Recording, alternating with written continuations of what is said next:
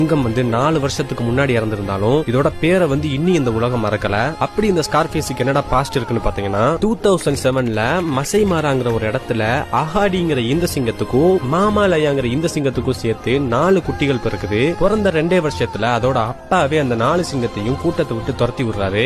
என்ன பண்றதுன்னு தெரியாம கொஞ்சம் நாளுகளா பட்டியலிலே சுத்திக்கிட்டு இருந்த இந்த சிங்க குட்டிங்க இந்த காட்டையே தன்னோட கண்ட்ரோலுக்கு கொண்டு வரணும்னு ஒரு முடிவு எடுக்குது. அந்த காட்டையே அவங்க கண்ட்ரோல் எடுக்கணும்னா அங்க உள்ள மார்ச் பிரைடுங்கிற ஒரு பெரிய கேங்கே அவங்க அடிச்சா மாத்திரம் தான் இவங்க அந்த காட்டை கண்ட்ரோல் எடுக்க முடியும். ஆனா அந்த மார்ச் பிரைடோட தலைவன் ரொம்பவே பெருசாவும் ஆக்ரோஷமாவும் இருந்ததுனால இந்த 3 சிங்கமும் அது கூட சண்டை போட தயங்கிச்சுங்க. மத்த 3 சிங்கமும் பின்வாங்கின நேரத்துல ஸ்கார்ஃபேஸ் மாத்திரம் இதை எப்படியாச்சும் அடிச்சே தருவேன்னு ஒரு வெறியோட இருந்துச்சு. ஸ்கார்ஃபேஸ் முடிவெடுத்தது மணிக்கு அந்த சிங்கத்து கூட போய் சண்டையும் போட்டுச்சு. அந்த சண்டையில ஸ்கார்ஃபேஸ் அதோட ஒருத்த கண்ணையே இழந்துட்டும் விட்டு கொடுக்காம ஒரு ஃபாரஸ்டே கண்ட்ரோல்ல வச்சிருந்த மார்ச் பிரைடோட தலைவனை தோக்கடிச்சு அந்த காட்டுக்கே ராஜாவானா ஸ்கார்ஃபேஸ். அண்ட் அன்னையில இருந்து அங்க உள்ள மக்கள் அதை ஸ்கார்ஃபேஸ்ங்கிற பேரோட கூப்பிட்டாங்க.